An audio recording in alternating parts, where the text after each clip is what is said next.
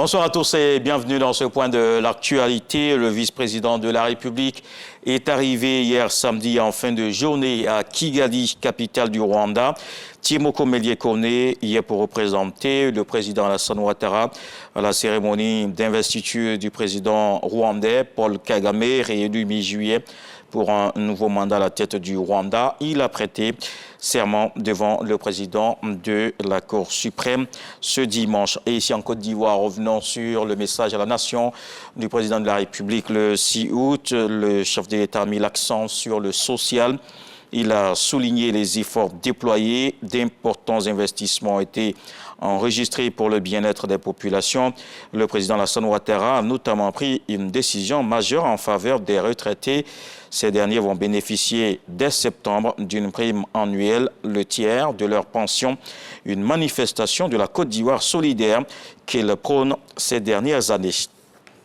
Et des jeunes viennent de finir leur formation en plomberie sanitaire. Le ministre de la Promotion de la Jeunesse leur a remis le parchemin de fin de formation. Ils sont 200 à avoir reçu les attestations. Il s'agit d'un projet de reconversion et de requalification qui ouvre les portes de l'emploi à ces nouveaux diplômés.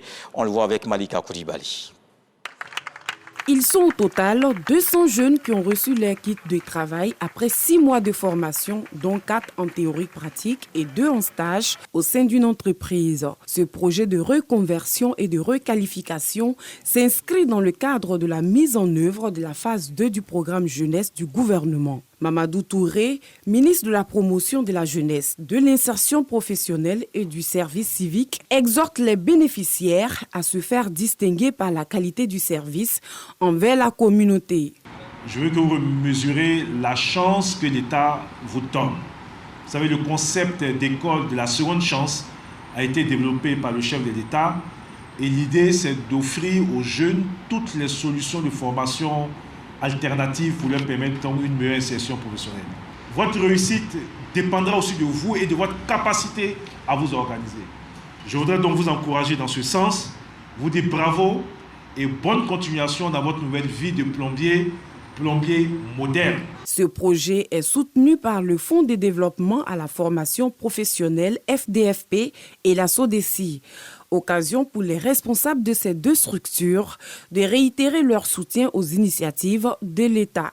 À travers ces actions, le FDFP entend jouer un rôle déterminant dans la réalisation des objectifs du programme national de développement en mettant l'accent sur le développement du capital humain et la promotion de l'emploi.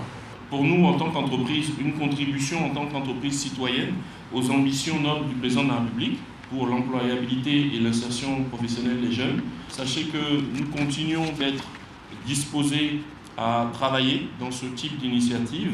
En plus des certificats de réussite, les bénéficiaires reçoivent une pièce à outils constituée de 28 éléments, entre autres le gaz, un trousseau de clés, des douilles, des gants techniques, une scie à métaux, une clé à molette, un marteau et un décamètre.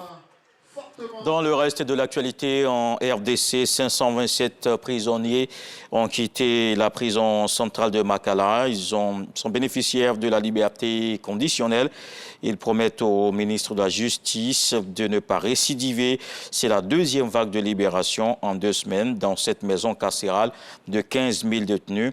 Les autorités tentent de la désengorger après des dénonciations de plusieurs décès liés aux mauvaises conditions de détention. Une nouvelle prison devrait être construite dans la périphérie de la capitale.